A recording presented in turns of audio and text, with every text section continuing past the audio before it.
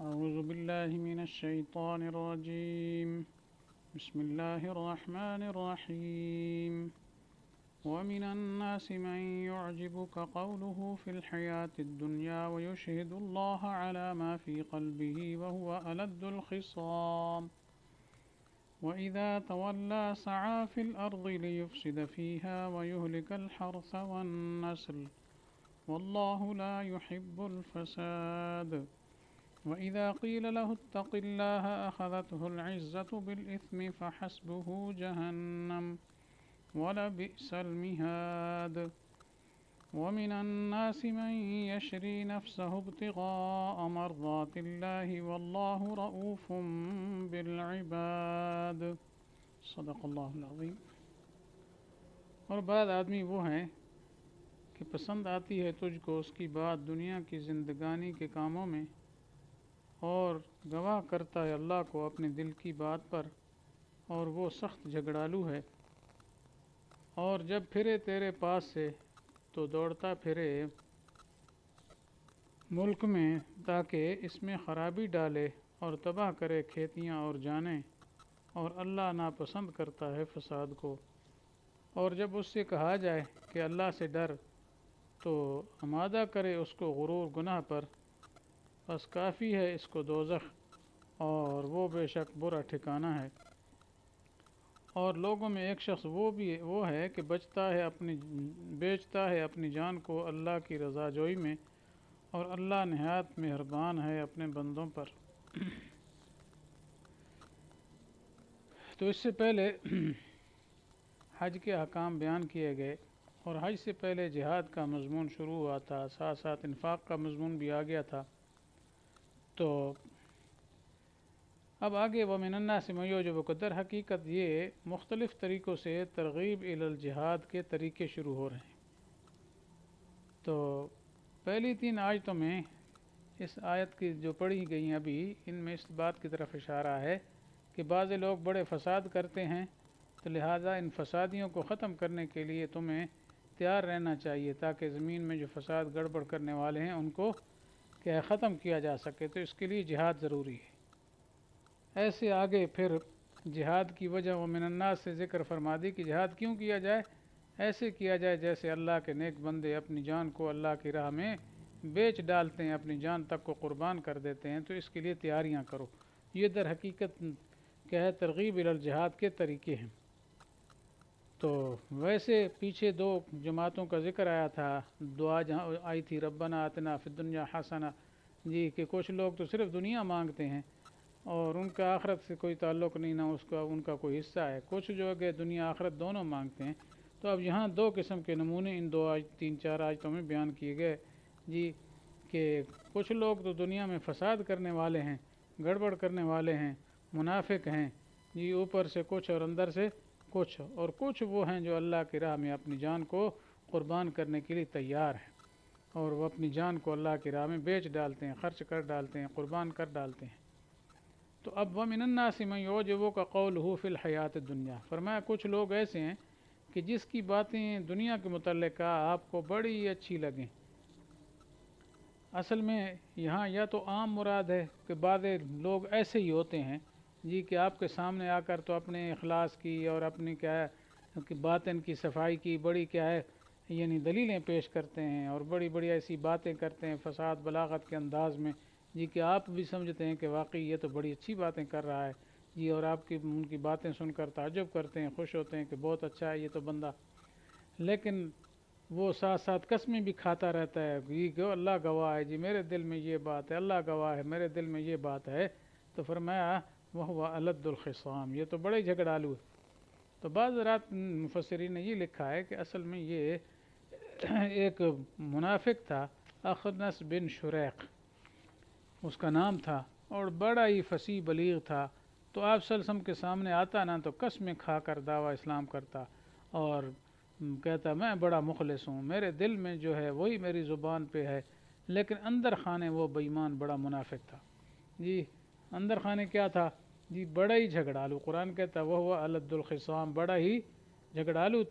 اور فرمائدہ وَإِذَا تَوَلَّى سَعَى فِي الْأَرْضِ لِيُفْسِدَ فِيهَا، جب کیا ہے آپ سے پشت پھیر کے جاتا ہے، یعنی آپ کی مجلس سے اٹھ کر جاتا ہے نا، تو پھر وہاں زمین میں فساد کرتا ہے، علاقے میں فساد کرتا پھرتا ہے، اور کھیتی اور کے انسانوں کو ہلاک کرتا ہے۔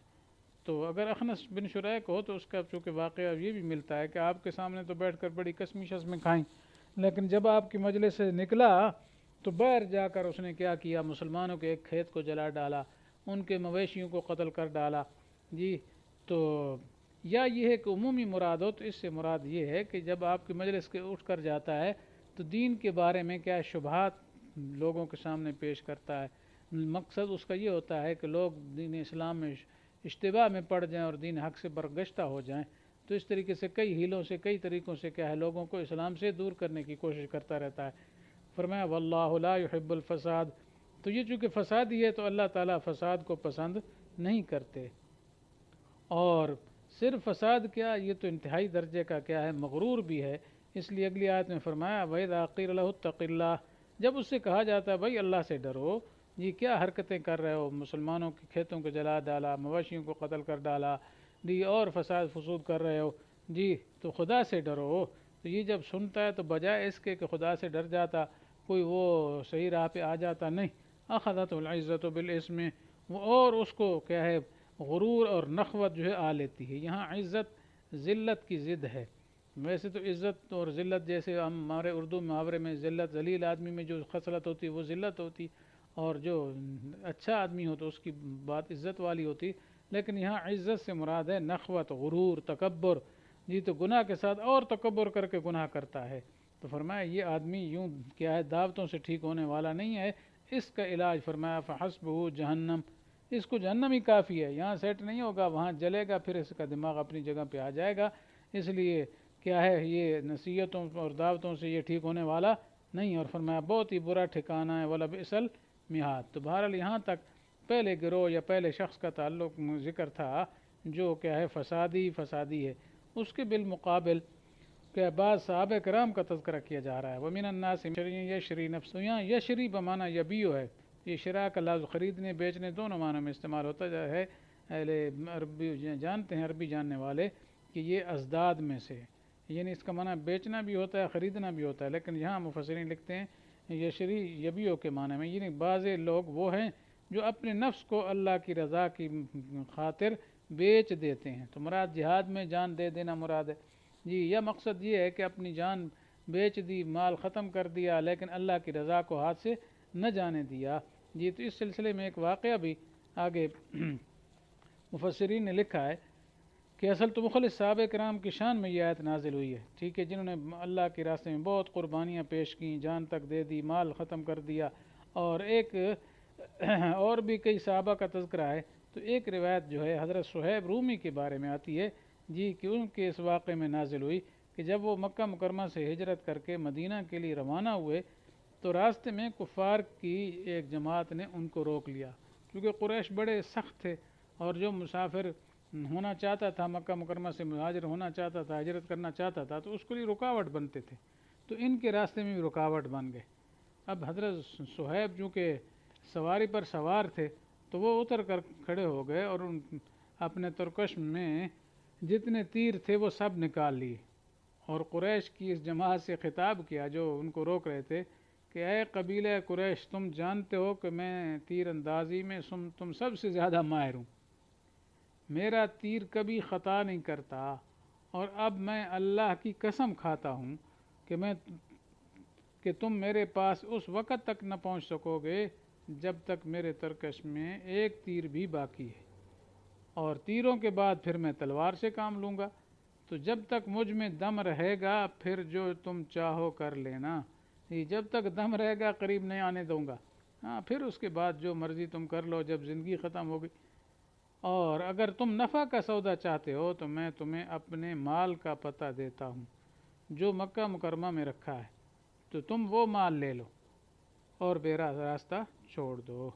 تو بہرحال قریش نے دیکھا بھئی اس میں تمہارا فائدہ ہے، اس کو مارنے میں کیا فائدہ ہوگا جی، اس لیے قریش اس پر رمادہ ہو گئی، چلو مال ہمیں دے دو، کیونکہ یہ کیا تھے